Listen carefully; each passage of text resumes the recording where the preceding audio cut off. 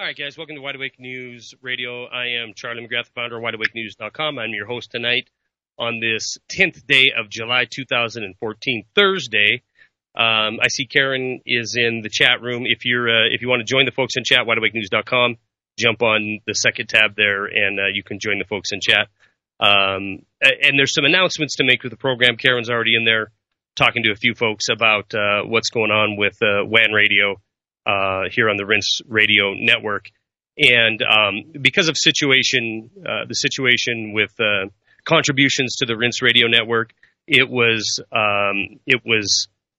imperative for Jeff to open up some of the broadcast time during the week in this primetime spot.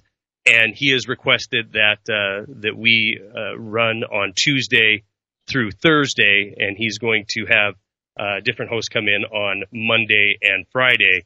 So the W.A.N schedule, Wide Awake News Radio, at this point in time is going to be a Tuesday, Wednesday, and Thursday program, an hour each night.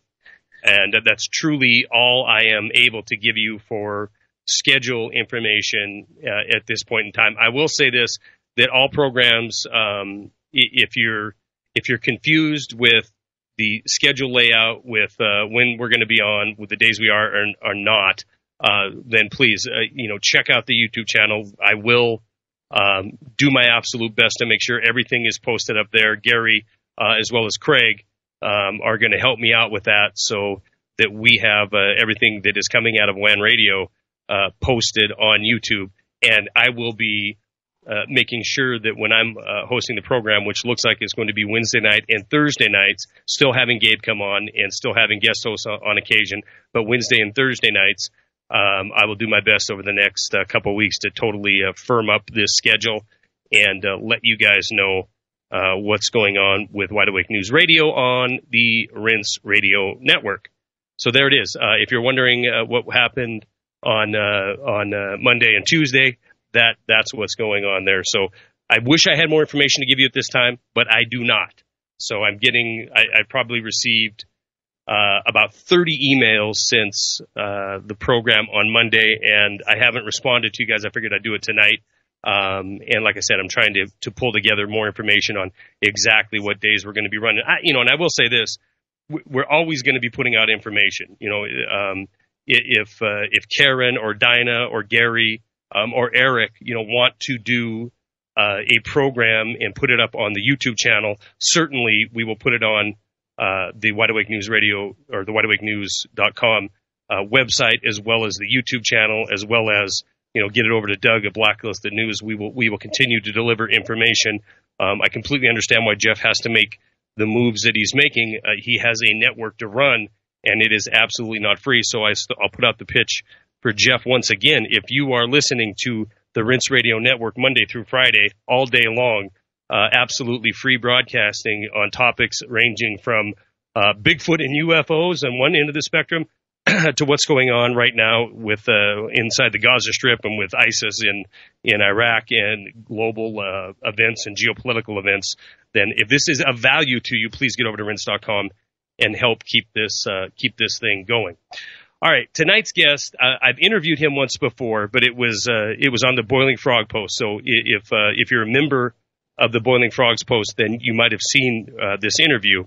If you're not, I absolutely told him at the time that I wanted to get him on the Rinse Network. I wanted to get him this out to a broader audience because of his experience and because of this powerful documentary he's made. And at that time, I referred to him as a hero, and I still do. It might not be for the reason you think. Ross was a Marine Corps sergeant, I believe. Was sergeant at the time, Ross? No, in fact, I was bad. Well, it doesn't really matter when you're holding an M4, but he was a Marine. He was in the second siege, the second battle of Fallujah in 2004, and his story is absolutely compelling in and of itself. It's horrific when you realize and you understand what took place and how it was accomplished. A city of 300,000 people came under siege by us. We were represented there. It falls back on the American people to find and dig for the truth.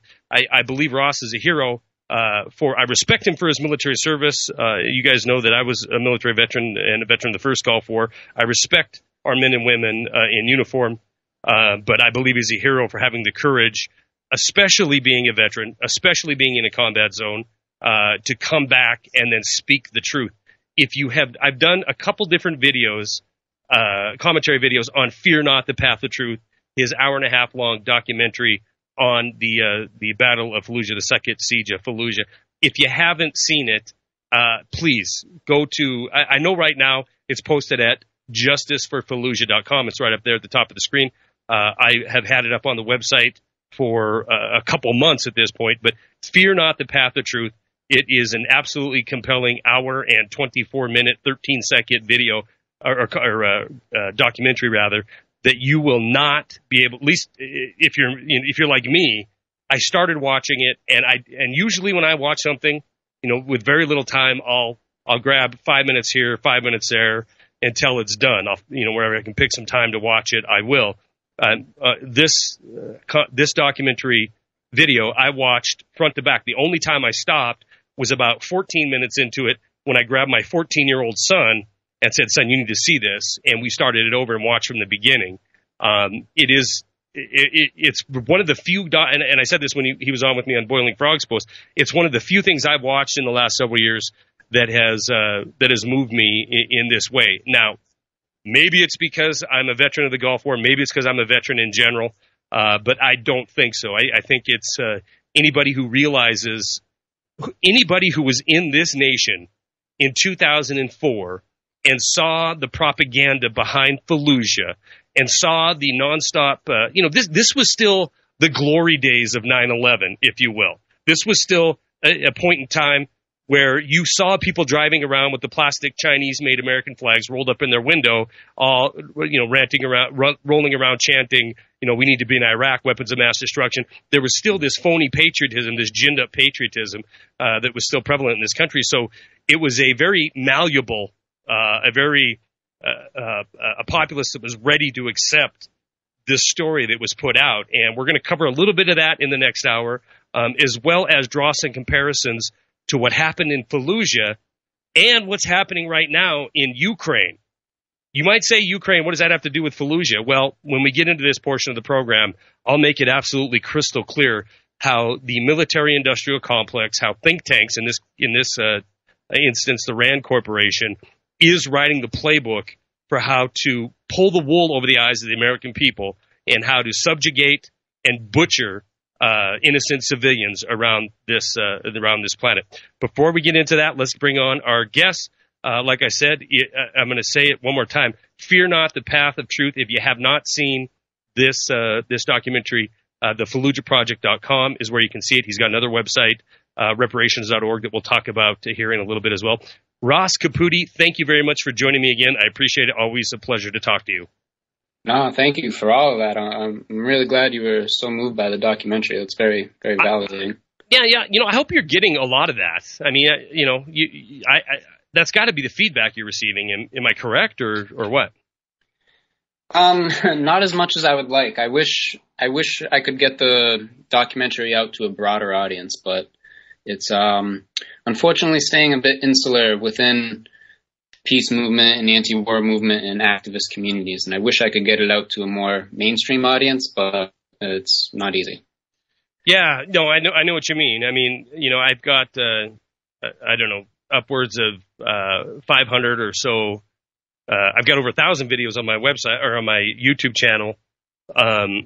Maybe 500 to 700 of them are my commentary videos. And it's, on average, it's easy to get up in the 10,000 range. And once in a while, one will hit 100,000. But when you think of, those are great numbers and hey, that's really wonderful. But when you look at, cute kittens on YouTube or something absolutely meaningless, and it's got 52 million views or 500 views, it really, kind of draws the point. What you're talking about is hard to get into the mainstream, you know what I mean? Yeah, it is, yeah.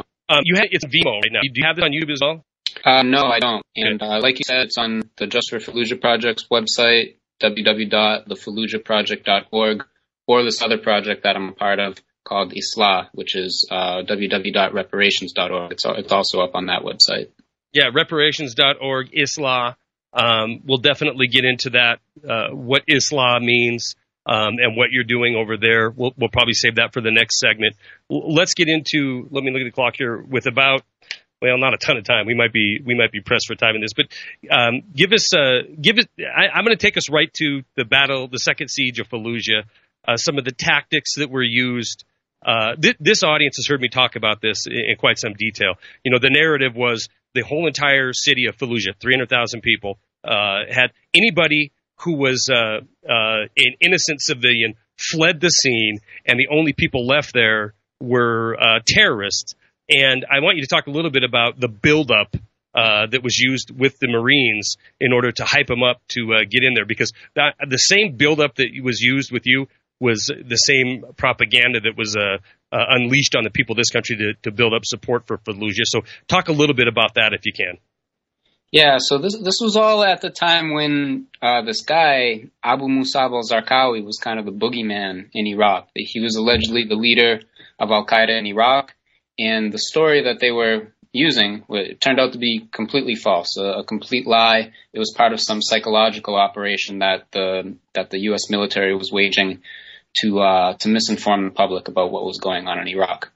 But they said that he had made Fallujah his base. That's where he was recruiting his army, and he was using the city as some sort of fortress from which he was launching attacks all across Iraq. And this was kind of the justification that was given for laying siege to Fallujah. They said, you know, there's no way we can have a successful election in Iraq when there is this terrorist group that's holding an entire city hostage and intimidating an entire country. And therefore, you know, we need to send the Marines in to liberate the city of Fallujah and make Iraq safe for democracy and all this stuff. There was a ton of media hype around it. You know, like I said, it was all deliberate misinformation. Thousands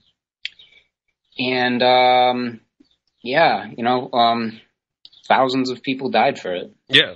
Well, let's get into that a little bit. I mean, here you have, just from the Marine aspect, the soldier aspect on the ground, hyped up to believe that, you know, the 300,000 people that lived there fled, and everybody left there that was left there was a terrorist. And, you know, the tactics that were used, mowing over homes with armored personnel carriers or M1s or Bradleys, this reconnaissance by fire. I mean, it was some of the most fierce fighting that has occurred in the Marine Corps since, you know, the battle away in Vietnam, and it was all based on a lie. Yeah, I mean, and you got to understand how the tactics shifted for this particular operation, because up until this point, we were doing these SASO missions, security and stability operations, where we were trying to win hearts and minds. And, you know, every house we went to, we would show up with Tootsie Rolls in our pockets so we could give candy to the little kids and, you know, try to, you know, win people over to our side. But that totally went out the window for Fallujah, and we resorted to using tactics that put our own security and safety above everything else. So, you know, like you said, we were using bulldozers and just bulldozing houses in Fallujah. Any house that we thought, you know, had the remotest possibility of having fighters inside, we just bulldoze it to the ground without even thinking twice. And what would determine that? How would you determine, A, if there was anybody in the house, and B, if there was, I mean, did they have to literally poke their head out of a window, throw an AK-47 out there and fire at you to be considered a threat? Or was the terms of engagement much looser? Well, the terms of engagement were one thing. You know, the rules of engagement said that, you know, we couldn't engage anybody who didn't have a weapon in their hand, and bulldozing a house without really knowing what's inside is obviously an illegal tactic. Yeah. But right before we went into Fallujah, we got a brief from a lawyer that said, you know, basically, as long as you can justify that you felt threatened in some way and what you did was, you know, to protect your own safety, you know, you're not going to go to jail. So although the rules of engagement clearly told us to behave one way, we knew that we kind of had a way out of that. That there was going to be a blind eye to yeah, that you know, we would kind of, you know, people would take care of us. Our command would take care of us, we thought. Well, and in a lot of cases they did. I mean, was there charges of, was there any charges pressed for the war crimes that occurred in Fallujah? And that's hard for me to say because I'm not talking Abu Ghraib where these enlisted E5s and below are serving time right now for tactics that were obviously pressed on them by command, and so they pressed command higher up to implement these tactics. But was there anybody in any rank, in any level, that faced any kind of charges for the activities in Fallujah? There was one guy, and sounds like you're in a NASCAR race. Him and everyone else was that he did something on camera. He shot a man in a mosque who was wounded, lying on the ground, and it ended up being on camera. So they made an example of him, and I believe he's still serving time. I absolutely remember that. His defense was he was moving, rolling around, and somebody had. And you know what? I'm going to be honest with you, audience. I don't necessarily. Ross, you and I have not talked about that incident in the last interview, but I don't necessarily condemn him for that. And let me explain a little bit. He's probably scared to death. He's been, this fierce fighting is going on, regardless of if it's under the pretenses of a lie or not. These Marines, these kids, are still the ones out there getting shot at and in this high stress environment. So, and if I'm not mistaken, in that incident, there was a booby trap body or something along that lines days earlier, maybe even hours earlier, and in the defense that he used was that he thought it was another setup like that, so he put two in this guy that was laying on the ground in the mosque. Correct? Yeah. And what are your thoughts on that? How much did you know of that situation? I know it's kind of on the spot, but no, it's a total gray area. I mean, you're putting these young guys in this moral gray area where it's life or death in a matter of split seconds, and you got to make very difficult moral decisions under extreme amounts of pressure and extreme time constraints. Yeah, and isn't I'm sorry, go ahead. No, I think I want to encourage people not to focus on, the crimes committed by a few individuals, in Fallujah at that time. And I think the more important thing to focus on is the mission itself was a structural war crime. The overview. Yeah, absolutely. 4,000 people weren't killed in Fallujah because of a few bad apples running around in my battalion. 4,000 people were killed because of the way we structured the mission. For example, all military-age males were not allowed to leave Fallujah, regardless of any evidence whether or not they were resistance fighters or not. And then we proceeded to lay siege to the city using completely indiscriminate tactics like bulldozing houses, reconnaissance by fire, bombing residential neighborhoods, so on and so forth. So I think that's the kind of war crime that needs to be focused on. Well, and I want you to elaborate a little bit for those that don't know what reconnaissance by fire is. Go ahead and tell us what that is real quick. Oh, so to go back to your earlier question of how do we know when to bulldoze a house or not, reconnaissance by fire is when you fire into a structure or into an area to figure out what's inside. So if you fire into a house and then you hear yelling, screaming, moaning, whatever, there are people inside. If you hear nothing, it's probably safe to enter. By definition, this is an indiscriminate tactic, obviously a war crime. My chain of command completely overlooked it, condoned it even. So, these are the type of things that I think people need to focus on. Yeah, no doubt. And to take that one step further, take it ultimately to the mission itself, right? We're going after weapons of mass destruction, and Iraq is a terrorist hotbed. Complete, total, utter, provable lies from the get-go. I mean, just the fact that anybody was there, Fallujah and or anywhere else in that country, is actually a crime. I mean, it's hostility and invasion without cause. Yeah, absolutely. So anyway, pretty much, I believe that this audience understands. I wanted to get you on to talk a little bit about the actual events that happened there, as you were there. But I think this audience understands that being in Iraq in the first place was a complete and total lie. And what happened in Fallujah, where we're going to have al-Zarqawi thrown on television over and over again. And you know what? I'm not an apologist for al-Zarqawi or any other bad guy that obviously we're going to have on this planet. But when we're putting these boogeymen in place so that we can justify the activity of invasion, of occupation, and in the case of Fallujah, where it absolutely just seems like we were going to make an example that the rest of Iraq can follow. It is a crime. It's a crime what happened. It's a crime what happened to our men and women. It's a crime what happened to the innocent civilians in Fallujah as well. We do have the break now, so let's take the break. When we come back, I want to talk about your websites and what you're working on now to help the people of Fallujah. We'll be right back with Ross Caputi and more Wide Awake News Radio. Hang tight. All right, welcome back to Wide Awake News Radio. Charlie McGrath joined by Ross Caputi on this 10th day of July 2014, Thursday. You heard a little bit of the story of Fallujah, and I'm telling you a little bit because it goes much deeper. The Fear Not, the Path of Truth, the documentary that Ross created, it will break it down for you, not just in the words of a Marine who was on the ground there, but of people that live there, people who have covered it, and not just, Western folks. You have a lot of reporters that, not a lot, you have several in the documentary, folks that are from that region, correct? Yeah. I interviewed two guys one guy, his name is Amir Alani. He's a, sociologist by trade, and he was born and raised in Fallujah, but now he's living as I guess a refugee in Paris. And I also interviewed his son, who, although he was born and raised in Paris, he's been back and forth to Fallujah many times. His entire family's in Fallujah, and now he's a professional journalist. In my opinion, he's the best journalist on Iraq right now. Was that the well, I know which one because I remember the scene of the one individual in Paris, the refugee, but the reporter is the one that was wearing the shmog during the interview. Yeah.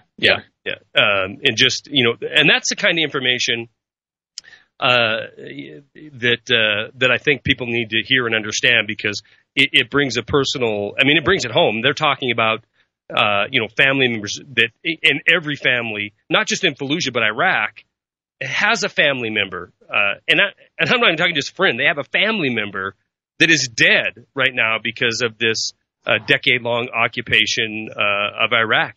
And Ross, it looks for all the world. Right now we're sitting at, what we were supposed to be 300. And now I think it's at 700. There's a high likelihood that we're going to be sold a bill of goods to get back into Iraq. I'm sure you've been following, even though you're really busy earning your PhD. You've been following what's going on with ISIS and this monster that we created that is, spreading through Iraq right now. Does it give you pause? Does it keep you up at nights? Because I know it does me when I think about the propaganda that's already starting to be fomented, and the further degradation of this region of the world, and just to think that that Iraq and Syria, Iran to some extent because of sanctions, this region is so vulnerable right now. And it's, and I told you when I interviewed you before, I was in Iraq directly after 60-day air campaign, blowing the hell out of everything. But there was still ample evidence of a very, very advanced society. I'm not saying Saddam Hussein was a great guy, but the people of Iraq, we have this, they were dehumanized to us. And it's not true. It was a very, very advanced society in 1990. And since that point in time, it's, this region has been, their infrastructure has been gutted, and they truly have been turned back, 100 years almost as far as their standard of living. So when you sit there and you see ISIS come rolling across from Syria into Iraq and grabbing all this territory, it really does keep me up at night because, and I'm rambling on here, but, here you have on this program right now, I'm 45 years old. And I served in the Gulf War. Ross is younger than that. But he served in the Gulf region. My son is 14 years old, and he's going to be asked or have the opportunity, however you want to look at it, to be in this same region of the world. It keeps me up at night, Ross. Yeah. And, I would argue that ISIS in Iraq right now, or they've changed their name now. Now they're just IS. Right. But I would argue that it's not so much that they crossed the border and came into Iraq, but rather this all kind of emerged out of a nonviolent resistance movement in Iraq that was turned violent because the Maliki government just kept attacking them repeatedly. Yeah. So it's kind of it's a homegrown thing that's going on in Iraq right now. But the really troubling thing about it to me is that the media's narrative of this is exactly the same as it was in 2004. Again, they're focusing on this one element operating within Iraq that's kind of crazy. The Islamic State is a crazy terrorist organization. And just like in 2004, they're putting all of the focus on them, just as they did Al-Qaeda, making it seem as if, this is just some sort of monolithic boogeyman that's, capturing territory through, violence and intimidation. But it's not that at all. There's a popular uprising going on right now against government that we've been arming to the teeth with U.S. weapons. That's right. And it's an incredibly oppressive, violent government that's been just killing anyone who dissents against their political oppression. And there are all kinds of elements, fighting against that government right now. It's not just ISIS, but the media ignores all that. So that's very troubling to me, that we're, again, being misled in this way to support, U.S. military options. Well, and even the just most basic infrastructure in Iraq and Syria, for that matter, even just going in there and in a devastating fashion and taking the basic necessity items from the people of Iraq and completely dismantling any kind of security or military that they had in place. Go ahead and put the minority religious sect, I guess, in power, knowing full well that what they're going to do, they're going to oppress like nobody's business, and then support that. You are building enemies of this country, and you were almost by design. Wink, wink. I mean, that is my take on this. Is it's all by design to destabilize and turn a modern country into this chaotic mess that is easy to manipulate, easy to control, easy to extort their energy resources and set up a infinite number of terrorists that can be used to wage this never-ending war on terror in perpetuity. So when you go in and you devastate people, or I've said it in videos before, if you're sitting there in your home and suddenly a Hellfire missile blows up across the street, but the damage takes out your son or your wife or your whatever, a family member, it's instantly going to turn you against that power, and the power is the United States. It is the Maliki government. So even if you have a band of nut job terrorists come rolling through, and they're calling themselves ISIS or whatever, you're going to be more than willing to join the fight, right? Yeah, that's exactly what's happened. Yeah, no doubt about it. So as we see this continue to just decline into further and further decay, it is imperative that people with conscience, the true patriotic move here is to stand up and speak out against it. Do you take any? I had this argument presented to me here just a few days ago. Look, Charlie, they've only sent 300, then it turned into 700 back into Iraq. And look what happened in Syria. We were going to provide all this air cover like we did in Libya, but that didn't happen. People are starting to wake up. And it's hard for me to see that. I do believe the nation is war weary, but I don't see any watchdog in media. I don't see the narrative change in Washington, D.C. You still have the Democrats and the Republicans beating the drums of war. There's more people waking up, but there's a lot to be done. When you agree with that, Ross? Yeah, no, absolutely. And I mean, even though, these more U.S. troops were sent, right after Obama withdrew troops in 2011, I believe, he increased the level of mercenaries on the ground. Yeah. So it's not as if, we're sending troops back. I mean, we've had a military presence there, consistently. Only now we're starting to increase our level of support for the Maliki government, which is really, really problematic, considering that he's been waging a campaign of genocide against the Sunni population with U.S. weapons for the last 7 months. Yeah, that's the significant piece that's missing from this narrative right now, I think. I agree, and I don't see how the Shiites remain in power and you have a stable Iraq. It isn't going to happen. I mean, they have been brutalized And that is the reason why there's so much victory with this Islamic State or ISIS. All right, we're going to be back. We're going to talk about reparations.org and justice for Fallujah in the final segment. Please hang tight. We'll be back with Ross Caputi. All right, welcome back to the final segment of Wide Awake News Radio on this 10th day of July, 2014. Ross Caputi is our guest. I want to talk a little bit about before I do, I want to read something to you. I said I was going to touch on what's going on in Ukraine right now, but I promise we'll dedicate the last several minutes to these websites, to your websites and the work you're doing now.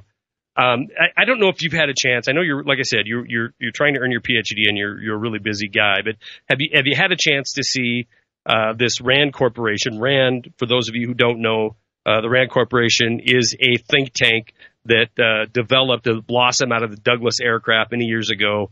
It is a quasi-government funded agency, so there's a lot of taxpayer money that goes into it. But they war game situations and then advise the military on how to proceed. But Ross, have you happened to been exposed yet to this memorandum that has come out on how to handle the events inside of Ukraine? I haven't. I'm pretty uninformed about the Ukraine situation right now. Okay, well, that's great, actually, for what I'm going to do, because I want to read to you one segment out of this and tell me what it makes you think of. And I'll give a little bit of background on this. Came out last weekend. RT, Russia Today News, contacted me on Saturday and asked me to do an interview with them on the topic. Now, I had seen the memorandum or seen headlines on it. They sent me the full copy of it. And, it basically is the RAND Corporation advising the Western-backed Poroshenko government, a government that was installed, the puppet government that was installed by the West, by the United States, after spending $5 billion to depose the elected government of Ukraine. That was months ago. Thousands of people have been killed since then, civilians and military.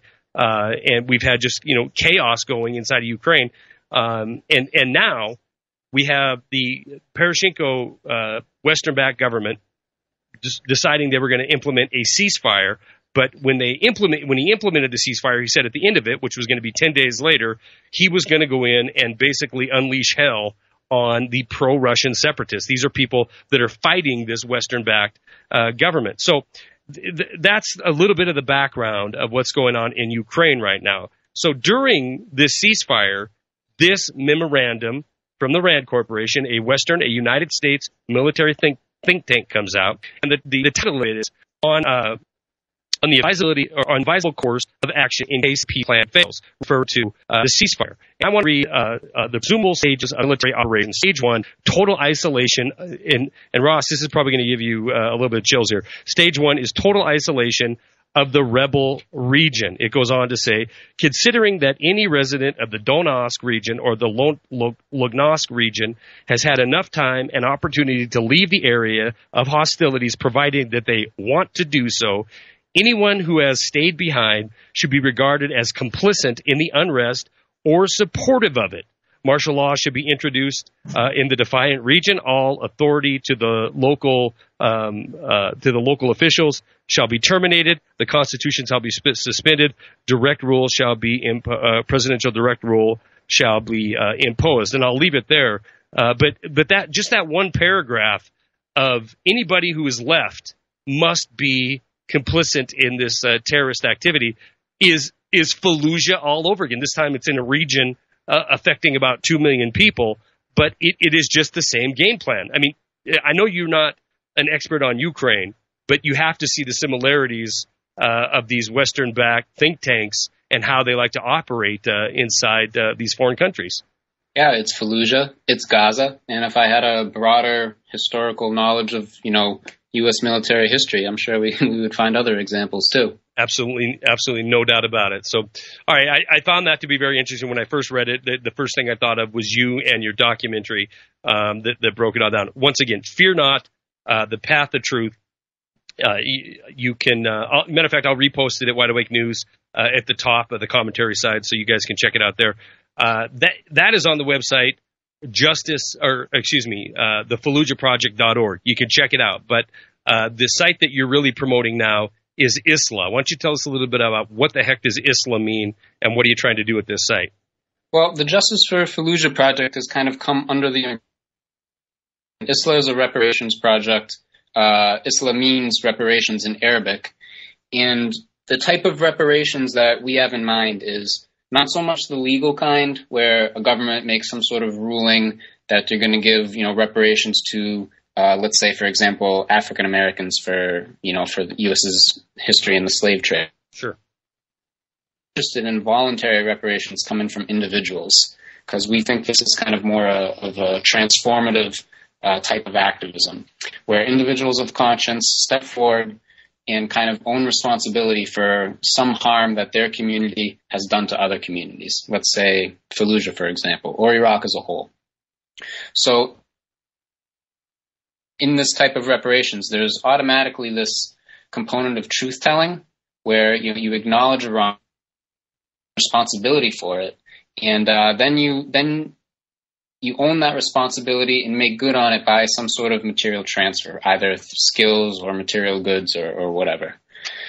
And I think this is an alternative to charity, for example, which charity tends to admit the cause of problems for, like, poverty or displacement or things like that.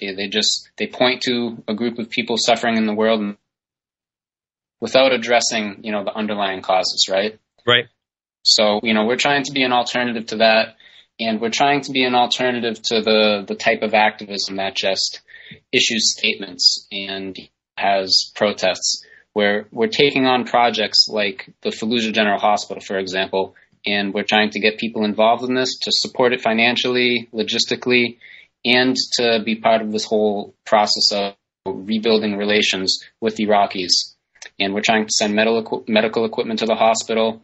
We're trying to get them subscriptions to medical journals. They don't even have medical journals at the hospital right now, which is like a really basic thing that doctors need to be able to diagnose properly. Do they have? One of the crimes that occurred was the occupation of the hospital in Fallujah, which is an absolute war crime. But do they have a functioning medical system at this point in time in 2014? Barely. It's barely functioning. Over the last 6 months, the Maliki government has bombed the Fallujah hospital repeatedly. Many of the doctors became refugees, so they're severely understaffed. No humanitarian aid was allowed into the city for months, so they're really short on supplies. Doctors don't have proper training to even use the equipment that they do have, and there is a shortage of, equipment that they need to treat the crisis and birth defects that they're having, for example. And this is amazing to me. I mean, this is so many years after the fact, and a Western-backed Maliki government that is continuing to oppress these people. What is Maliki's beef with the? I mean, what's his umbrella that he's using to go in there and attack Fallujah at this point? I should say. Just like the Western media, he's saying this is a war against a terrorist organization called ISIS, and that's it. But from what I hear from people who actually speak Arabic is that he uses very sectarian language and kind of conflates terrorist groups with all Sunnis. So, he's, although in his rhetoric he claims to be targeting ISIS, his policies indirectly target all Sunnis, basically. Well, and the end result of it is, I mean, if I was a Sunni living not just in Fallujah but anywhere in that region, I would tend to want to pick up an AK-47 and join the fight, because talk is cheap in that region of the world, and there's certainly nothing happening on the behalf of the Sunni people.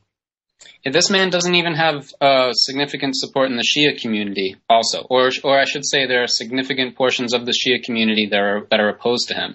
Yeah. So his sectarian rule in Iraq has really isolated him right now, and he's kind of holding on to power by the skin of his teeth. Yeah. And I think changes are coming in Iraq, and it's going to be interesting to see which way it goes. It could change for the worse, or it could change for the better. Right now, it's a bit uncertain. Yeah, definitely. I tend to think that it could be a regional breakup, and the borders that were created, not even 100 years ago for Iraq could certainly change. And my hope is that the people of Iraq are represented in whatever form of governance that comes, even if it's a broken into multiple different regions with the Kurds in the north and ISIS or the Islamic State in the center, and however it breaks down. I hope it's an Iraqi solution. Let's get back to reparations.org a little bit. So you're trying to help rebuild some of this infrastructure, basic necessities for the people of Fallujah. Tell us a little bit about the infrastructure that is in place now in Fallujah. I mean, why it's so critical that we get on board with this program. Well, there's a major public health crisis throughout Iraq, but notably in Fallujah. In Fallujah, they're seeing some of the higher rates of birth defects. So right now, 14% of all children born in Iraq are being born with birth defects. Yeah. And there are all sorts of potential causes to this. It could be from the burn pits. It could be from uranium-based weapons. There are even a few studies out that suggest it's just from lead and mercury from conventional weapons. Regardless, Fallujah is so polluted from contamination from war. The Fallujah hospital just cannot, they can't keep up with the need right now. The doctors don't have proper training to diagnose these children and to care for the ones that do survive in the long run. They don't have proper equipment and, the ability to treat all the cases of cancer that they're having right now, which is something like 12 times the norm. Right. It's a really serious problem. And the problems that the hospital is facing is lack of trained personnel, lack of equipment, an inability to use the equipment that they do have, and they're lacking very basic supplies like catheters, like disinfectant, like really basic things. And the hospital is being bombed on a regular basis by the Maliki government. So it's about as bad as it can get. It's a really desperate situation right now. No doubt about it. And again, if you're listening to this broadcast live, if you're listening to it on YouTube later on, if you're listening to it, if you're downloading it from iTunes, wherever you're hearing this from, go to wideawakenews.com. You'll see links to the project. You'll see links to Fear Not the Path of the Truth. But also, please go to the FallujahProject.org. That's where you can see the video. Reparations.org. And on that page, you have projects, why reparations, who we are, resources, get involved for more of a breakdown of how you can get involved. And listen, it is our responsibility. If you love freedom, if you love this country, and you're truly a patriot, it's okay to realize that you had the wool pulled over your eyes. Because you know what? We all did. All of us. Me, Ross, anybody that has bought into the propaganda out of Washington, D.C., or the Western Empire on why we need to go in and involve ourselves in these regions of the world militarily, we've all had the wool pulled over our eyes. And it's okay to realize that has happened. But now we have to act and stand up for our fellow human beings. Ross Caputi, thank you very much for joining me tonight. I greatly appreciate you taking time out of your busy schedule to come on and share this with us.